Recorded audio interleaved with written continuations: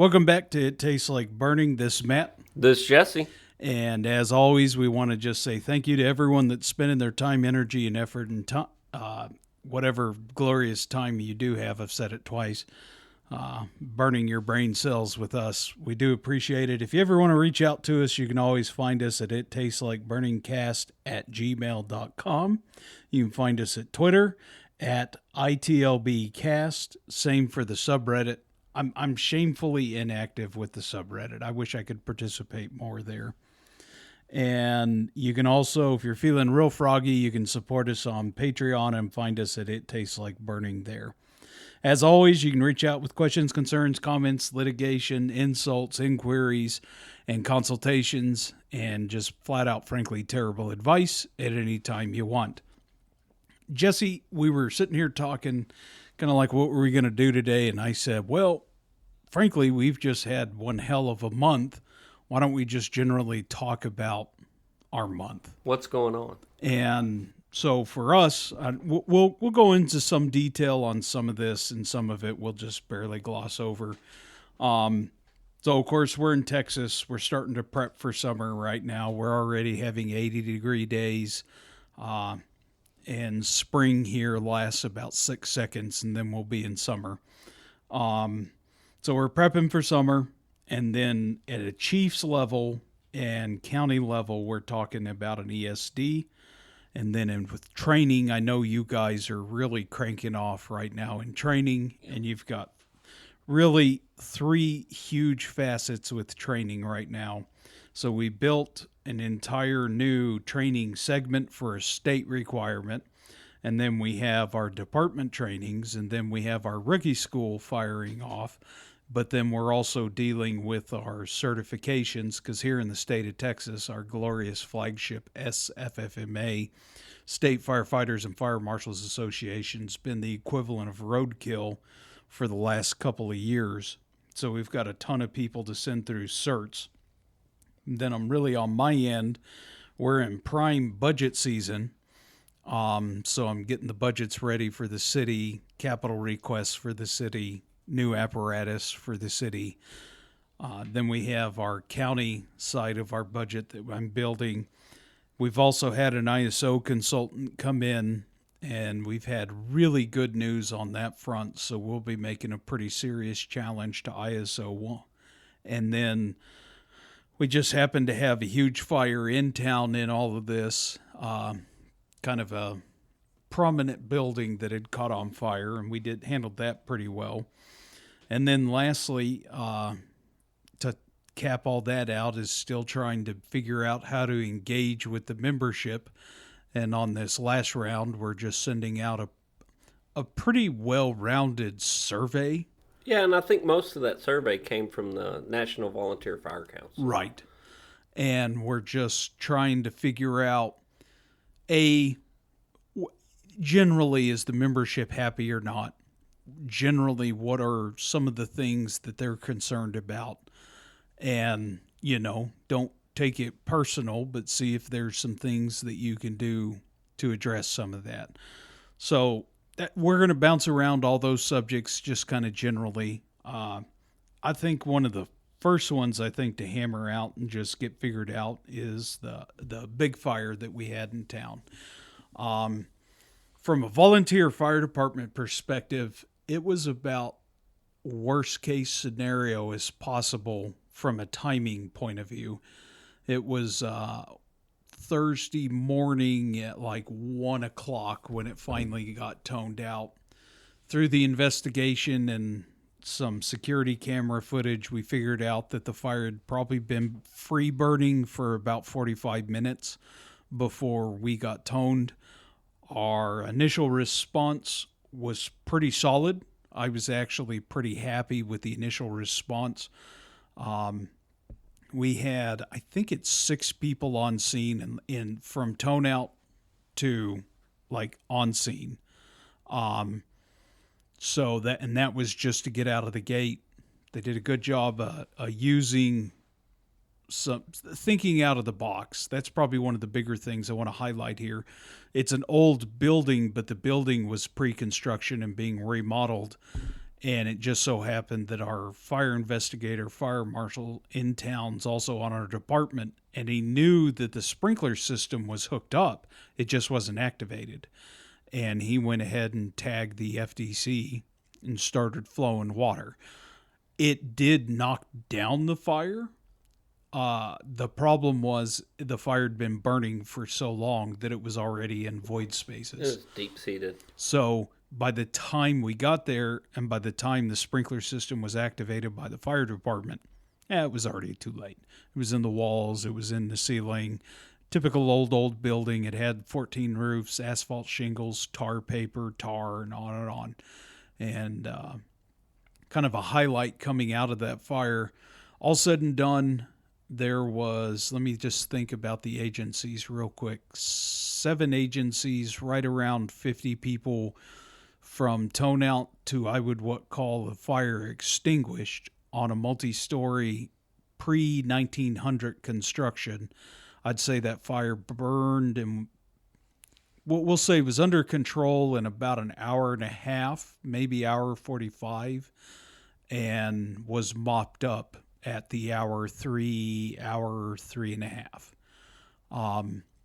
Around roughly guessing 60 people on scene, 15 plus apparatus, 3 aerials, on and on.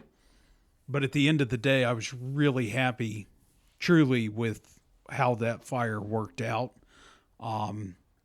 Pretty much the deck stacked against you in every conceivable aspect, from the time of day to the building construction to the add-ons to the renovations to the fact that the sprinkler system wasn't even hooked up, but someone thought about connecting and using it. No one got injured. No apparatus got damaged too bad. Handful of tools and stuff got, used up, and those are easily replaced. But trucks made it out. Building made it out. People made it out.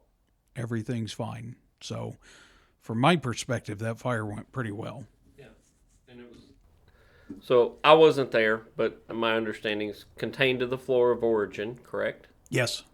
So you're a multi-story building, and it was contained to the floor of origin. That's pretty much a win, because in your downtown small town square kind of zero clearance building world, building of origin is awesome.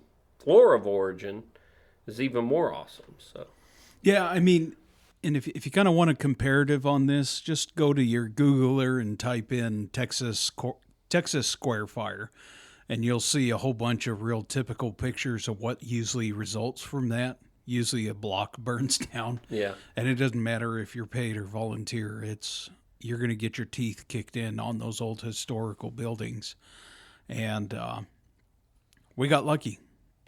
People did the right things, and like I said, I have nothing but really, really positive things about it. Tactics wise, we can talk tactics for a half a second on this. So the very first apparatus on scene was an engine, and that engine en route had the fire investigator. And like I said, his full intent was to go ahead and tap into the FDC. The next apparatus right behind him was a ladder truck. They did stretch a hose line for an attempt to do an interior attack. The crew on the interior attack was skilled, experienced. One of them was a career guy, 30 plus years.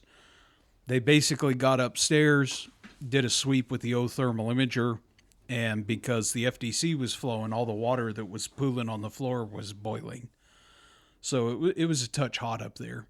And they made a decision. This is an unoccupied building. There's no one living there. It's not an apartment building. This is a business being remodeled. So there's no life safety thing there. So the crews made in my opinion, the correct decision, backed out. There was another crew at the same time that was trying to make entry through the first floor at the front of the building. The crew that made the initial attack was on the backside and up a flight of stairs. So they were on the fire floor and just couldn't do it. And again, I mean, this is a big building, heavy fire load, heavy construction. It's not a room and contents fire. Crew on the first floor, they couldn't make too much of an advancement on that. They were also having an incredibly hard time even finding the stairs to get to the second floor. But by the time the first crew backed out, we'd already gone defensive on it.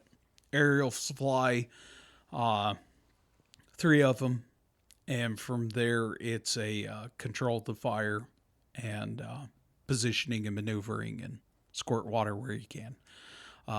Lots of ground monitors, ground sets on the ground, and truly, my life lesson coming out of this is never underestimate the power of the appropriate apparatus and appropriate equipment for the right position and time. Hence the aerials. If the fire's up, fly. If the fire's low, go fight it. Yeah.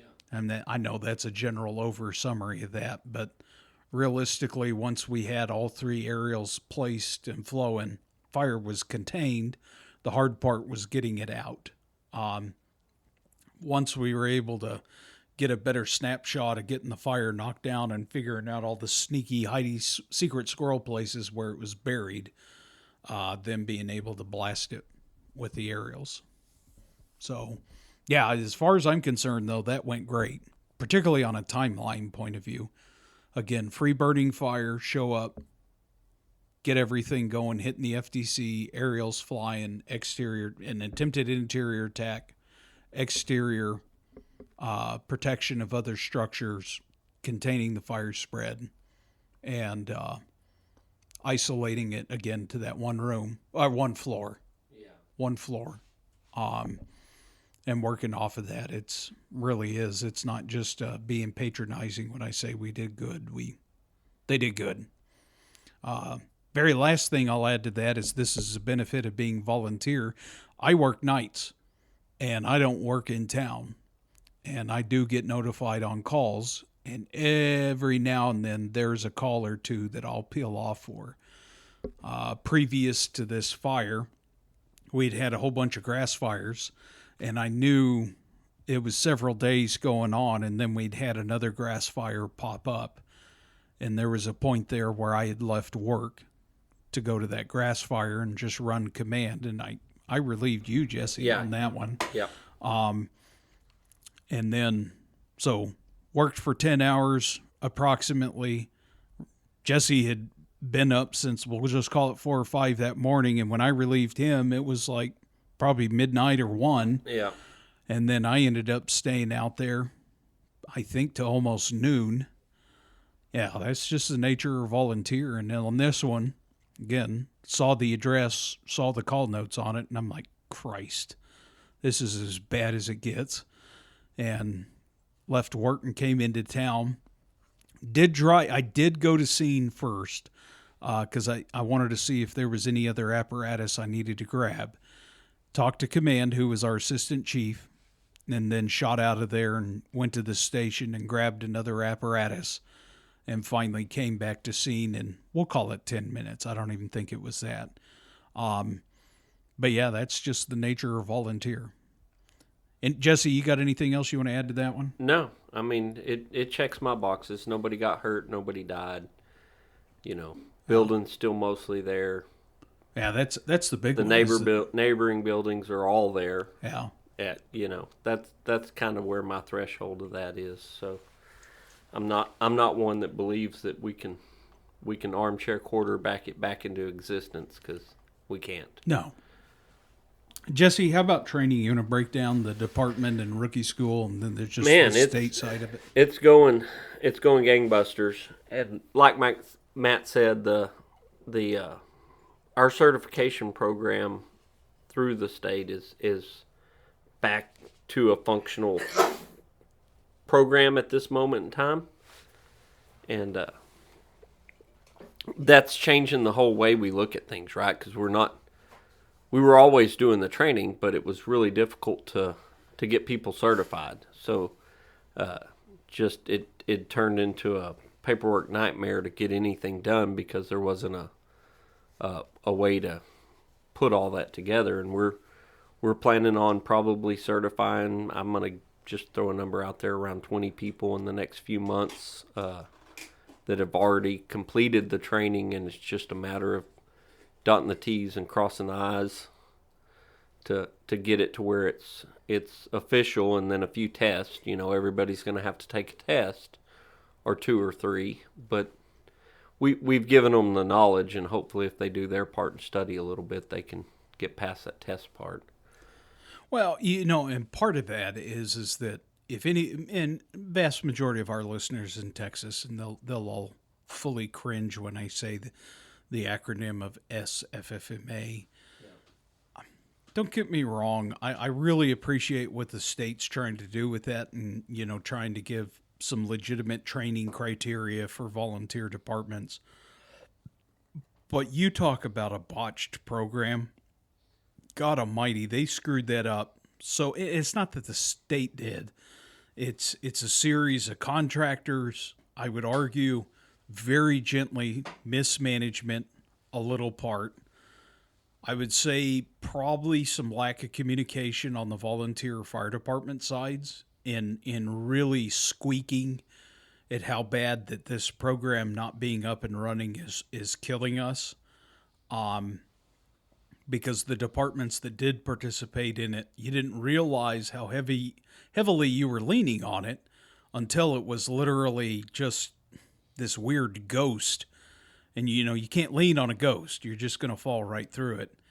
And we'll talk some more later on the repercussions of organizations that commit to stuff like that. And if those state entities can't actually provide what they're supposed to provide, and how negatively it impacts you. And we'll get into that. Yeah. And we've come to realize that piece of the puzzle, because it's a whole bunch of little pieces that make up our puzzle of the fire department that we are, and what the community we serve. But there's a piece of that puzzle that those certifications have value more than just being a piece of paper on the wall, right? Right. Yeah, they can be. Yeah. So they're of huge value to your department in not only your public image and your quality of service that you're going to provide, as far as the people are trained right and they have the skills necessary to do the job, but it's also part of your ISO. And it makes up a decent little piece of that puzzle. And the more people that you can have certified, the better you are. Because there's nobody out there telling you that there's plenty of departments in Texas that don't have one single certified firefighter on them, right? Right. They're all over the place. And that's kind of what separates, and I'm not going to say the good ones from the bad ones, because some of those departments are really good departments full of really good people. They do good work. They're not horrible, right? But I'm going to say that separates the ones that are just kind of on a different level, maybe a little bit. Well, again, it boils down to whatever the needs of the local organization are. And the community in general, right? And, I mean, there's a certain point there where it comes down to, you're going to do the absolute best that you can. But with the resources you have. With the resources you have and with the funding available to you. But let's be honest. If you're truly out in the middle of West Texas and, you're a volunteer department with 500 people in town and your county has 1,000 total and your county's the size of Montana, you're going to have a different set of priorities versus like us, where we're classic urban rules interface versus a huge volunteer fire department on the wing of Houston. It's just different. Yeah. And that's one thing that I don't agree with is the cookie cutter approach, is sitting there saying, well, you have to follow this exact outline. Okay, that's great. That works for apartment fires. Granted, the nearest apartment to us that's more than, one story is literally 4 hours away. Yeah. So, yeah, you're going to have to customize and accommodate to what's applicable in your region and what's feasible. Yeah, and I think that that gets a little bit lost sometimes. The other kind of weird takeaway I had from it is the state recently sent out a survey, right? Right. And I hop on and I fill out the survey, and I take it. I give them the answers that are the true answers and not what they want to hear, because I want them to have like an accurate representation. One of these questions on there is, what brought you to the volunteer fire service? And I literally answered it that my hope was to be a badass. And you may think that's a terrible answer, but that's the truth. I mean, you're going into this, and you'll always hear the canned answer, I want to help my community and all that. I'm going to argue that that's a pile of crap. For the vast majority, particularly if they're under the age of 30. Yeah, that's crap. Now, they'll grow into that. Right. And that'll be the reason. But when you're in your 20s, you're chasing glory, right? Right. You're trying to do something that not everybody's doing. You're trying to do something that's got some adrenaline to it. You're trying to be somebody that somebody will look up to at some point in time. That's the reason. It's not because I'm 19 years old and I want to help my community. You don't give a crap about your community at 19 years old. And for that to be the target and the pitch to get those young guys in there, it's a failure, right? I would argue.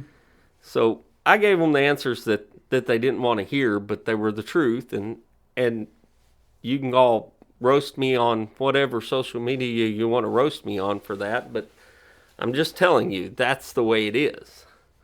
And there's not one single 19-year-old kid that's going to tell you that they want to help their community, and that's the truth. It's not the truth. They're no telling one you joins the Marine Corps for jogging. No, yeah. Okay? There's no reason to sit there and make an argument for the fire service that you don't join the fire department for burpees. Yeah.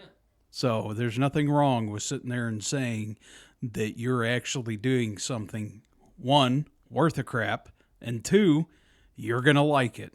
I forget what. No, it's out of the movie Thank You for Smoking, and there's a quote, and I'm gonna screw it up, but it's a cigarette sales board, not sales board. It's a board of directors meeting, and they're trying to figure out why cigarette smoking is collapsing among teens in the 90s, early 2000s. And one of the executives stands up and basically just makes the point that it's basically free, it's cool, and it's addictive. It's basically done for us. Why are we failing at this? Yeah. And it's this. I make the same argument for volunteer fire departments. Is that it's free, it's cool, and it's addictive. Why do you suck at this? Well, it's your message. Yeah. And you guys have heard us, and you'll continue to hear us talk ad nauseum about that. And so spinning off of that, we did our own little survey, and we just mentioned it a while ago that, and we get these questions from the National Volunteer Fire Council, and they were good enough questions to pump it out, and we're seeing some results come in off of this, and I will tell all you guys, if you're the training guy and you don't know how to get a Google Drive going and use Google Forms and use Google Sheets and use these tools that are free, that are just there on the internet and free, you're missing the boat. That is the greatest set of tools for managing your training program that you could invest zero money into and gain tons of results with. Heck, we use a QR code to sign into training now. Right. And it puts it on a sheet, and the sheet's right there, and I can take that information straight from that sheet and dump it into our ESO or our state website or wherever I need to put it, and it's just easy. I don't have to chase paper. It's all saved automatically. You guys should be doing that. Oh, look at there. You just got one. But I'll let Matt kind of briefly talk about some of this and what this survey. The questions are basically just taken right off of their list of questions of 10 questions that you should ask your membership, right? Right. And we we decided, what do we got to lose? Let's dive off into this and see what we get, because there's always something to learn and there's always somewhere to improve something. We're not the greatest gift to volunteer fire service that ever walked the earth, but we try, right? Yeah, well, and at least try and be considerate of the input you're getting. The first thing I'll add is, Christ's sakes, don't take it personal. If you have a question or response in there that negatively reflects you, they're not trying to like dethrone you and burn you to the ground. But there's nothing wrong with acknowledging that the membership reacts a certain way. The very first question is just, are you an active or support member? So generally you realize who's taking the survey. The second question is how long have you been with the organization? And it's based off of years. 1 year, 1 through 4, 4 through 10, or 10 plus. So you generally have a good idea. Is it all your young guys? Is it what? What do you have? And you should know your membership well enough to know how that should be weighted regardless. And I would say that the results thus far have been a good mix and a representation of the membership as a whole, right? Right. Yeah, just in kind of the way it looks, but so the next question is do they know the mission of the department? Here's one we'll get whacked on. So I think just off of the numbers that are posted there, we have one person who doesn't understand the mission of our organization. Okay. Next one going down is, does the department leadership inspire you? You can read off of that and take what you want. Thank God we're above 50% on that. Are the volunteers held accountable for the work that they produce? Now that question, me and Jesse were both debating the phraseology of that question. That's an interesting one to me. Oddly enough, the way that question's written is, are the volunteers held accountable for the work they produce? Right now, it's negative. It's a majority no. Again, it's kind of a subjective question, and that one I actually have some questions about. And we could really go down the rabbit hole on that. But again, you take the survey, you get one question or a couple of things that really stand out to you, and then you go back to the membership and you engage with the membership of being like, hey, you read this question, you answered no. What did you think off of it? Get some clarification off of what they're zeroing in on. And 2, you get the added benefit of physically addressing the issue with the department. yeah. So the membership's going to turn around and realize that you're trying to be engaging with it. And sometimes there's nothing you can do with it. Sometimes there is. But that's the whole purpose of the survey.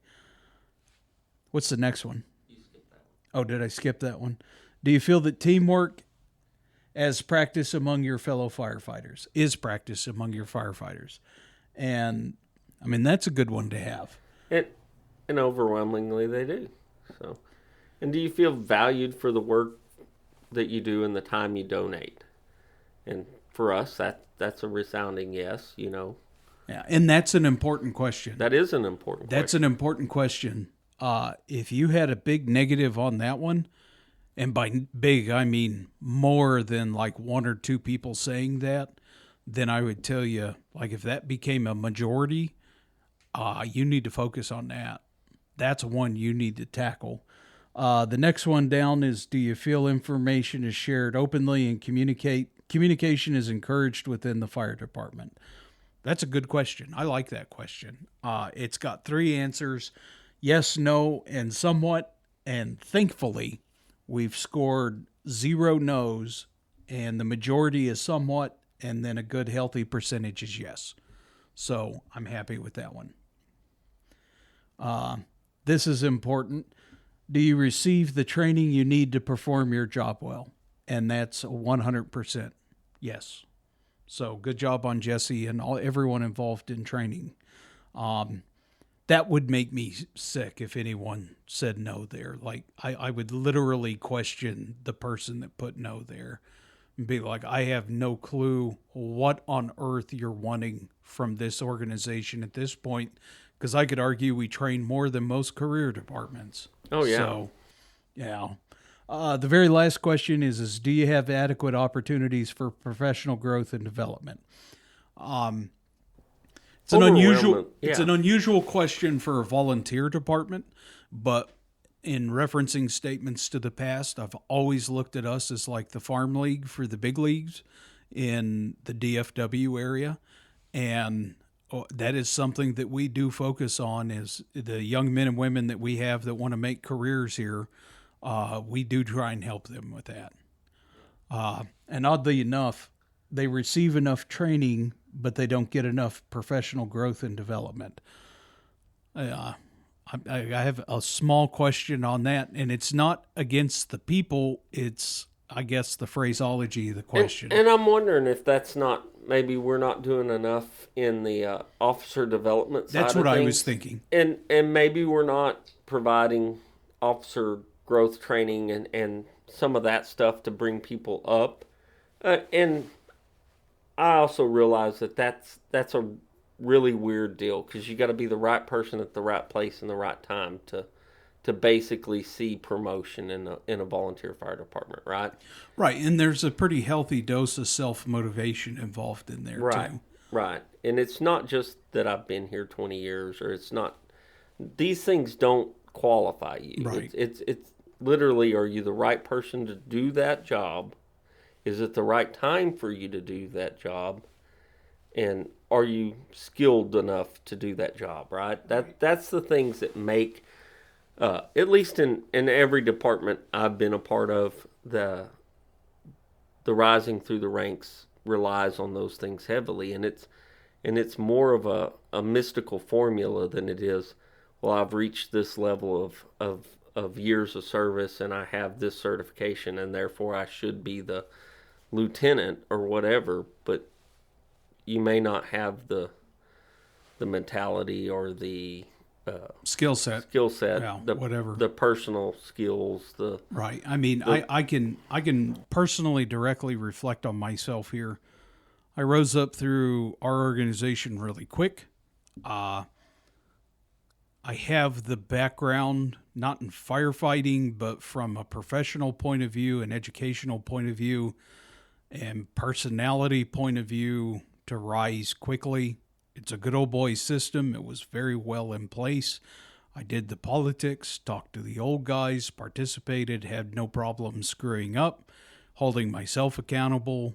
I mean, it's really comes down to, are you willing to actually put the time, energy, and effort in, or are you just saying that you should have it? I can argue pretty hard on that. But no, going back to the survey, it's just really nice to have the opportunity to throw something like this out there.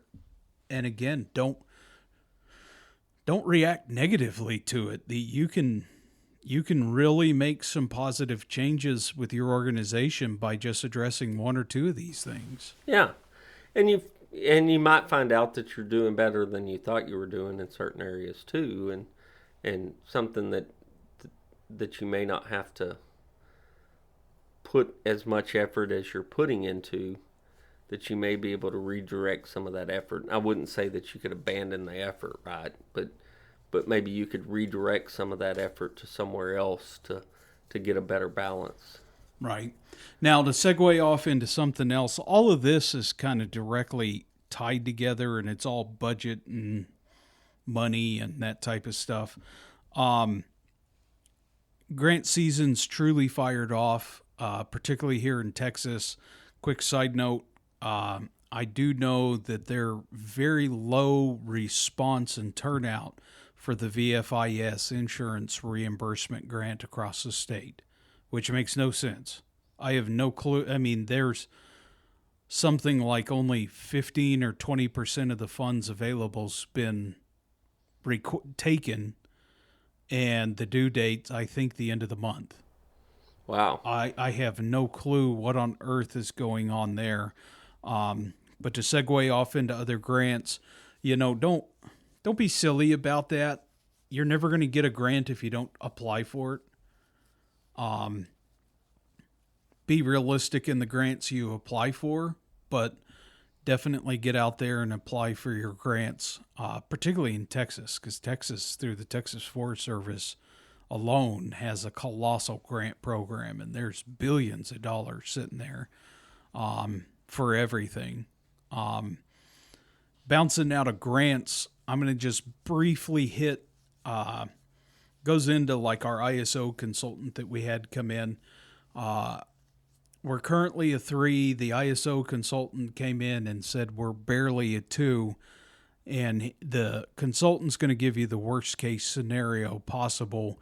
And within 5 minutes of just some basic paperwork and double checking some stuff, we're solidly an ISO 2 as a standalone volunteer department. And that's without any automatic aid coming in and assisting us right now. We're an ISO 2.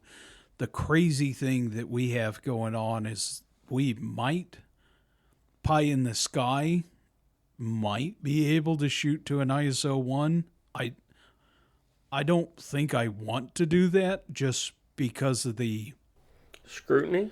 scrutiny's the right word here. There's a huge amount of tension. If you got an ISO 1 as a standalone volunteer organization, I don't know of another one in the US. I'm sure they're out there. They're out there. I'm but sure they're in the mostly, Northeast. They're not in Texas. and I think that standalone piece is different, right? Because Right. we're not close enough to another one. We're not close enough to Yeah, we're surrounded by 6s. yeah.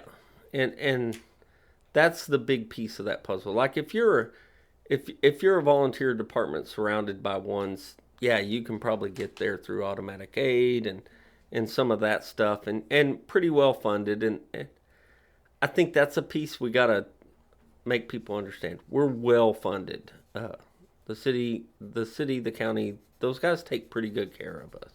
And by pretty good care, it's pretty phenomenal care. Don't get me wrong. I always tell the city this behind the closed doors. I'm supposed to tell you that we need more. Do my best impersonation of Oliver Twist, and fold my hands behind my back and ask for more. That's my job. My responsibility, though, is to be realistic in what I'm asking for more of. They provide so much that if I'm actually reasonable in my requests and I make them legitimate, then shockingly, you get them. Right. That's the big difference, and we're heavily funded through multiple avenues, multiple facets, multiple whatever. All said and done, you combine everything, we're $1 million a year department. That's what we manage. Yeah. And the fact that we could be looking at potentially being an ISO 1 at that little of a cost to the citizenry, right? That's a pretty amazing, and even if we didn't get there, even if we were 1 point short, right? Just the fact that we can get that close to that goal is amazing in and of itself. Oh yeah, no, it's stacked. And really, what it is I look at it this way: if you're pushing for an ISO 1, you're doing it for bragging rights. Yes.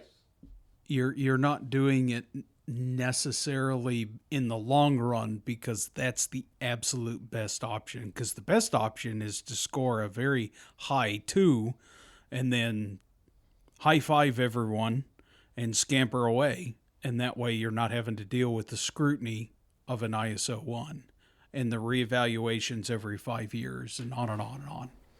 Right. But do you make that leap if you're there and it's attainable? And I guess that's the question, and that's the question we're going to have to dive into over the next couple of years, right? Because I think the consensus is get the 2 and then see what happens after that, right? I really feel just get a 2. You know, but if it is that achievable, do you make that the goal? Do you go for it just for the bragging rights?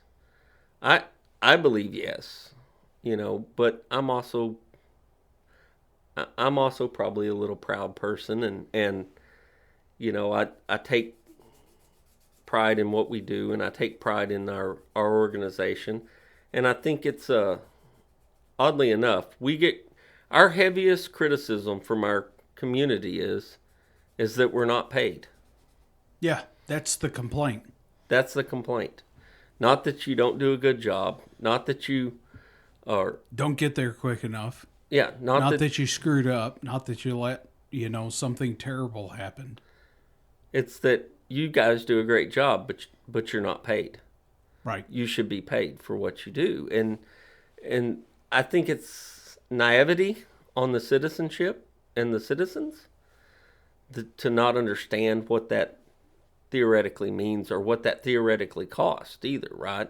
So we're talking about an ISO 2 fire department that operates on a budget of $1 million a year.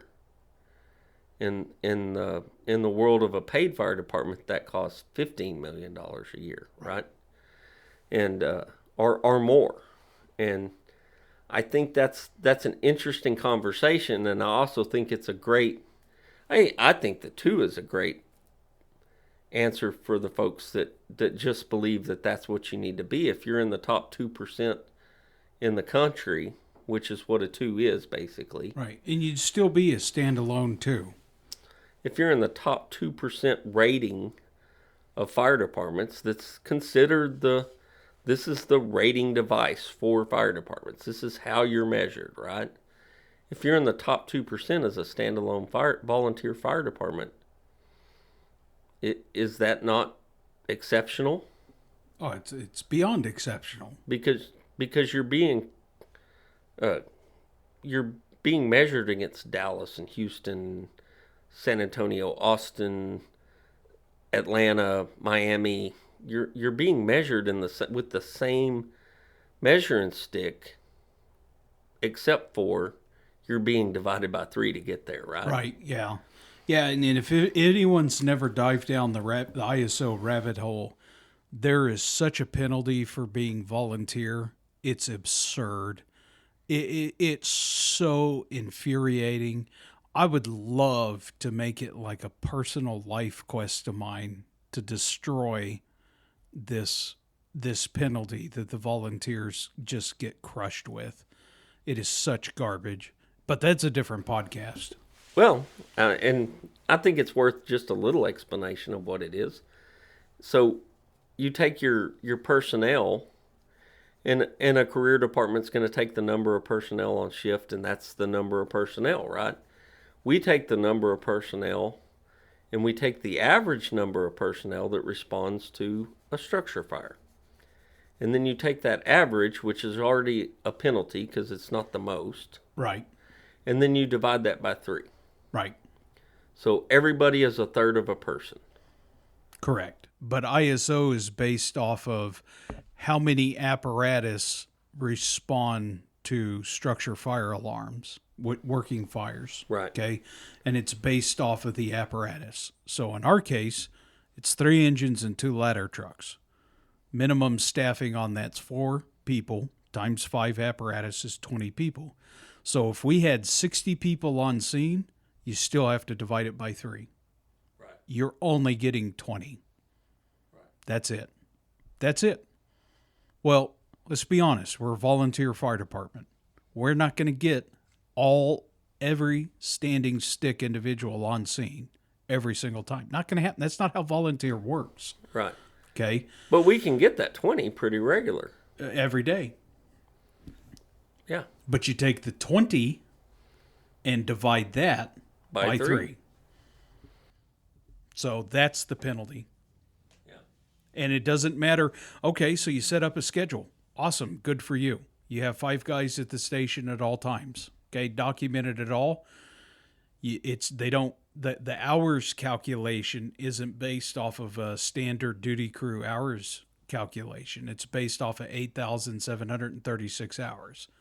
So if those 5 people are at the station 24 hours a day, and average that across 365, you take that number and you divide it by 8,736, and that's what you get credit for. And just comparison, a 53-hour work week, which is a standard fire shift, Right. times 52 weeks a year is 2756. Right. Yeah. That's the penalty that volunteers pay. And it's such garbage. That's crap. It's infuriating. But you can sit there and bemoan, cry, belittle, insult, complain all you want, or you can just figure it out. Yeah. And that's where we're at. That's the crazy thing for us. And that's the thing I don't know the answer to. Is do we get credit for certifying all 60 people? Which almost 3/4 of them are certified to the level that they need to be certified. Actually, it's not 3/4; it's probably 3/5. Certified at the level that they need to be certified at. And in this case, it's up to 20, because again, that's the staffing off of the amount of engines and apparatus ladders that we have. So, or do you get credit for certifying 20, or do you get credit for certifying 60? That's the first question I have. The second question I have is the duty crew hours, to challenge the 8,736. When I say that I think the membership combined probably spends in excess of 40,000 hours a year sitting static at the station. Not meetings, not trainings, not on calls.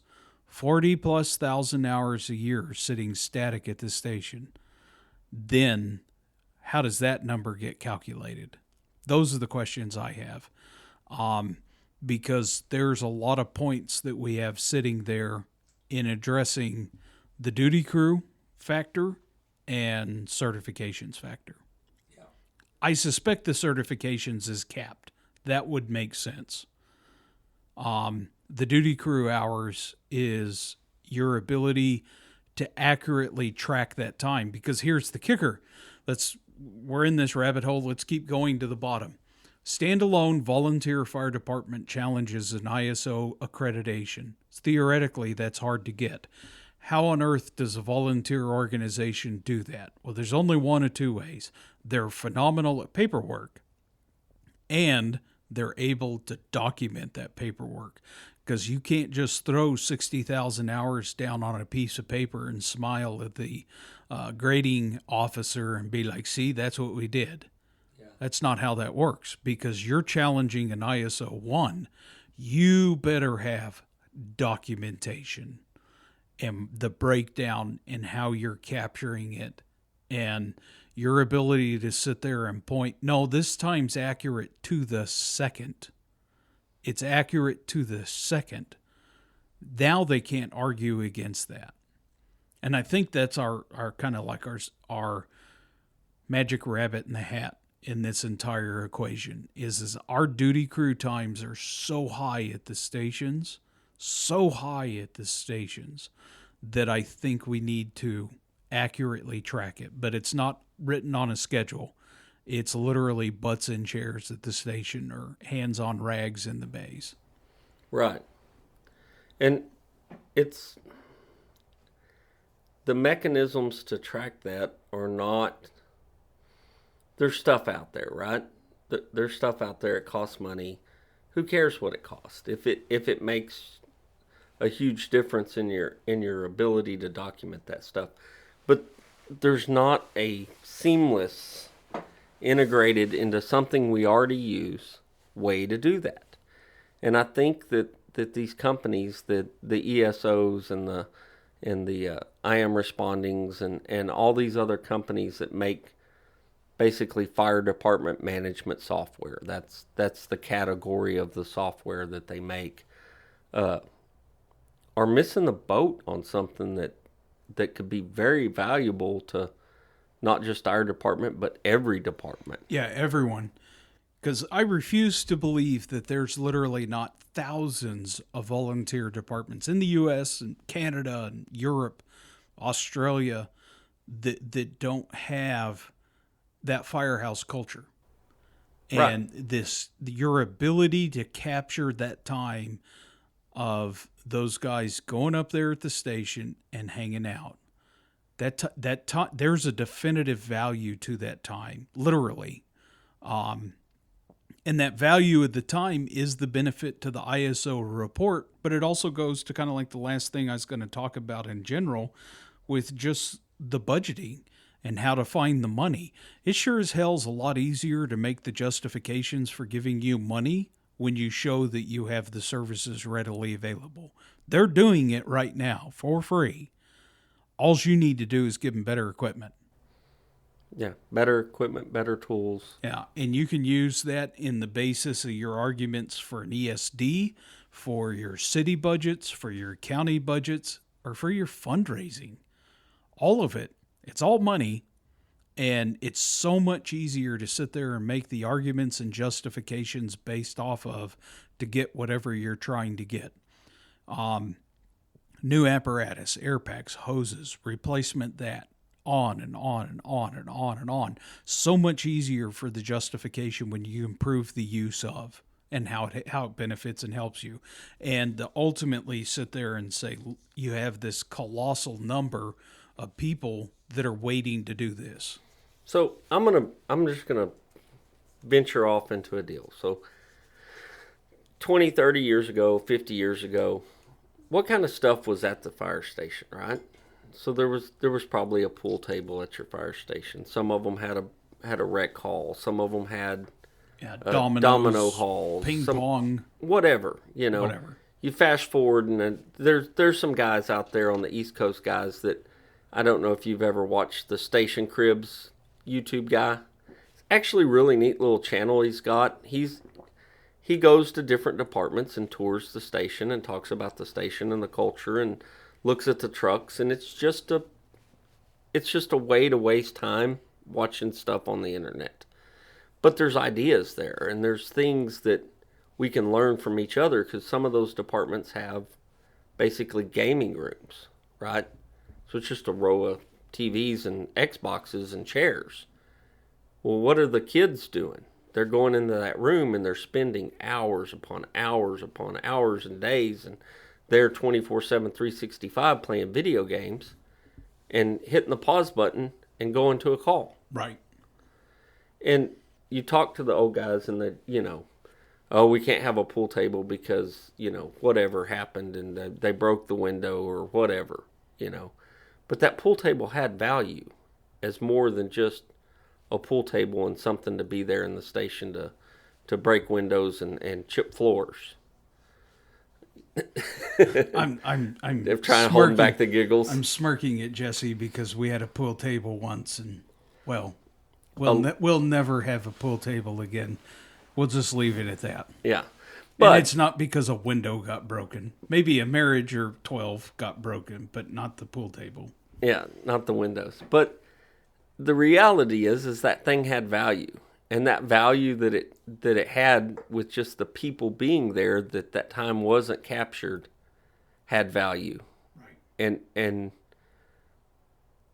granted, we're not all adult enough to be responsible, right? That's what makes those things go away. The one time that the kids are in the gaming room and they don't hit pause and they don't go down to the call, the chief's going to go up there and unplug all the TVs and take the chairs and throw them out in the driveway and tell them they're done.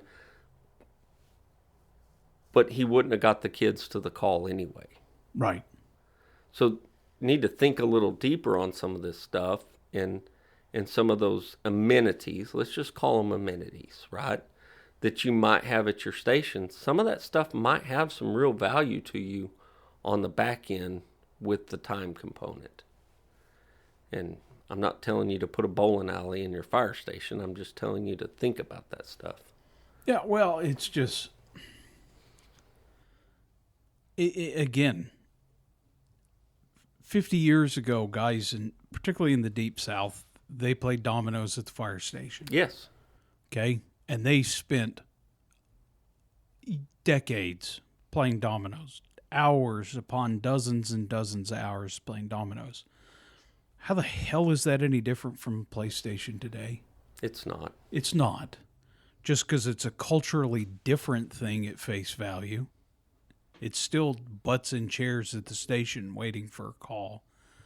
It's just the complete lack of awareness to it. Here's the one thing I'll add.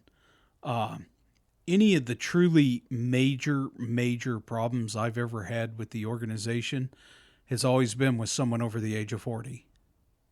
I've never once had a teenager or a 20-some-old-year-old kid screw up so bad that they had to be removed from the department. I've yet to have that. It has been mature adult men and women that bit the bullet. Yep. So that's food for thought. And it's always the older generation that just hammers these young guys and gals. And it's like, they're not the ones screwing up. It's not. They're not the ones doing just the truly colossal screw up in the backgrounds. Yeah. So if you went to any random chief out there and you told them, I've got this plan here, you're going to spend, let's just say $5,000. And I'm going to guarantee you that most of the time you're going to have 10 people sitting at your station available to go on a call for free. They'd all go, tell me more. And you tell them to buy 10 Xboxes and they're going to go, oh, no, we can't do that. But the reality is the technology's there. You can interface that into your tones where it literally just turns all that stuff off. Right? So that's the end of we were playing, right? It'll come back on when we, after 5 minutes or whatever, and we're gone on the call at that point. The pieces of the puzzle are there to do things like that. And thinking out of that box a little bit is interesting. And that can't be your training program. That can't be, there's a lot of things that can't be, but that can be the hangout. Sure. Yeah, well, and a little bit on the career side, the one thing that I've never understood, particularly here in Texas, on the career side, there's certain departments that require their guys to literally work from 8 to 5 in the bays. Cleaning, working, shuffling, inventorying, painting, whatever. Firefighting is one of the things that's actually pretty physically intensive. And don't get me wrong, you got chores, you got stuff that needs to be done with the truck, you need to inspect the apparatus. But sitting there and just pounding people to just literally clean a window day in and day out, it just for some reason blows my mind. Because I would much rather my people be inside, talking with each other, actually building those relationships, and being calm, cool, and collected to then go to whenever you have to go to work. And that's just a personal difference of mine. But I would never expect that from our membership. Where I worked and in the deal, the general rule was that, from that 8 in the morning till noon, that was the time to get all that stuff done. Yeah, go get the work done. I'd be fine with that. That'd be perfectly fine with that. Get the trucks checked. Get your station duties done. Get your training in. Do any of the other random errands, mismatch work, whatever you got going on. But, you sit down for lunch, go into nap time, segue into, I'd even argue throw your work out there in the morning too. Yeah. We always worked out in the afternoon, but that was just when we worked out, right? Right. But there's plenty of time to get all that stuff done, and it doesn't have to be a 12-hour work day of stuff lined out for you. And occasionally there is, like there's projects and there's... Well, if there's work, there's work. Right. But again, I like it when you look at like a 2020 apparatus and the paint job's smashed because of brush swirls on it. I just piss myself giggling at that because it's like, yeah. You spend $1 million+ on the apparatus and the you literally wash the paint off of it. And a rock hard paint job is destroyed because of brush swirls. And it's not because a rookie had a brush with rocks in it. It's because the damn thing's washed that often. Yeah, 3 times a day. Whether it needs it or not. Right. Yeah. Jesse, you got anything else? No. But I think it's a good one. Yeah, that's a nice smattering of absolute random for you. Guys, if you ever have questions, concerns, comments, particularly about the ISO thing, or hell, if you have any recommendations, shoot them to me. We'll take them. I I would have no problem hearing like how you guys kind of tackled the ISO and the duty crew and staffing and as a volunteer organization, or did you just look at that and was like, you know what, screw that. We got points in all these other places that are really easy to get, and we're just going to address that. I get that too. So, other than that, again, you can reach out to us at email at ittasteslikeburningcast@gmail.com, Twitter at ITLBcast, subreddit ITLBcast, and or the Patreon. Yeah. Other than that, that's all I got. That's it. We'll see you guys later. Have a good evening.